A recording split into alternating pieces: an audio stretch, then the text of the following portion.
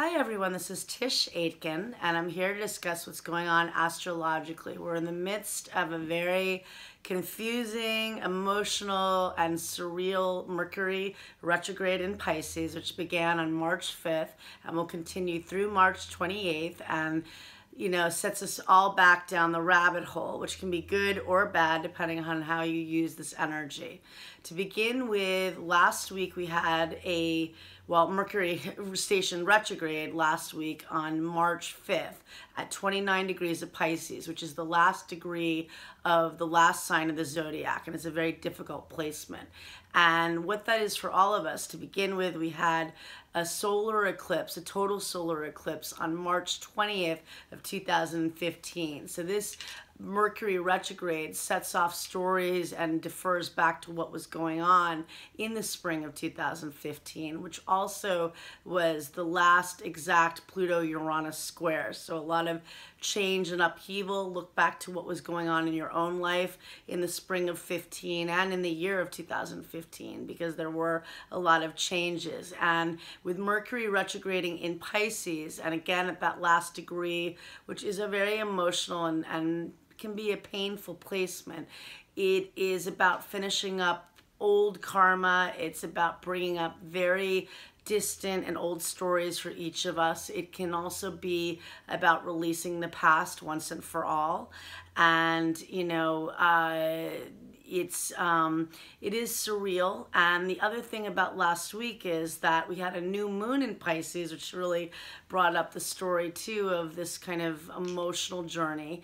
And Uranus, which is the planet of chaos and upheaval, changed signs on the day of the new moon and entered Taurus, where it will be for the next 7 years. Now, Uranus initially entered Taurus on May 15th of last year, which is also a new moon. At that time, it was in Taurus, and it was in Taurus until November 6th of last year, and re-entered the final degree of Aries, where it was until March 6th of last week. And now Uranus will be in Taurus for the next 7 years, and it's bringing a lot of new stories for all of us. Uranus is change, it's chaos, it's genius, it's upheaval, but it's huge exits and beginnings, and it's at the first degree of Taurus. It's a new degree, new beginnings, and it was wrapping up things with being at the final degree of Aries. And next week we have the spring equinox, which occurs on March 20th at 5:58 p.m. Eastern Daylight Time, and that's when the sun enters the sign of Aries, and it's at 0 degrees of the cardinal point, and 0 degrees of the cardinal signs is the world axis. So that's Aries, Cancer, Libra, and Capricorn. And that's a degree of new beginnings, and it's where we feel also a huge shift of energy. And you cast a chart for the equinox, and that can give the energy for the next 3 months. And what happens on that day is interesting, because later on we have a full moon, a super full moon at 0 degrees and 9 minutes of Libra, which occurs at 9:43 p.m.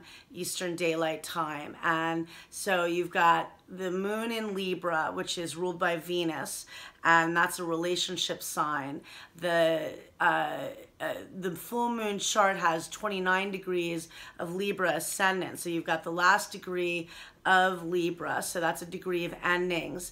Venus rules the chart, and Uranus having just entered the sign of Taurus, well, that's an earth sign, a fixed earth sign that's also ruled by Venus. And I feel there's going to be a lot of breakups and changes, because with the full moon in Libra in the 5th house of relationships, that to me is, and oh no, sorry, the moon in Libra is actually in the 11th house of friends and groups. Pisces season, so you got to work with me on this. So the full moon is at the top of is in the 11th house of friends and groups, and it's opposite the sun in Aries in the 5th house of romance. Now that's already bringing endings and beginnings.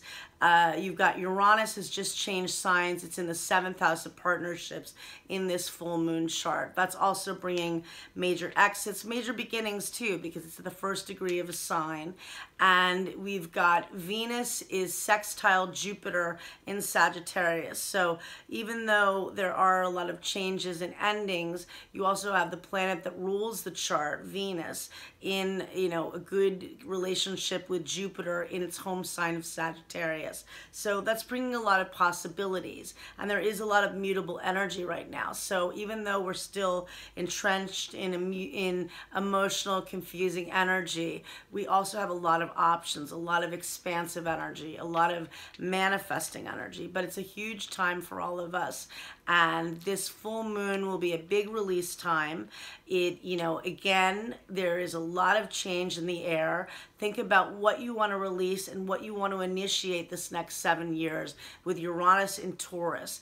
Taurus is a sign that resists change. However, Uranus is innovation and Venus is about creating things. In Taurus, what do you want to create? What do you want to shift and change in your life? What do you want to innovate and create with all of this? So I wish you a lot of luck. Next time will be more linear, I promise. Thank you.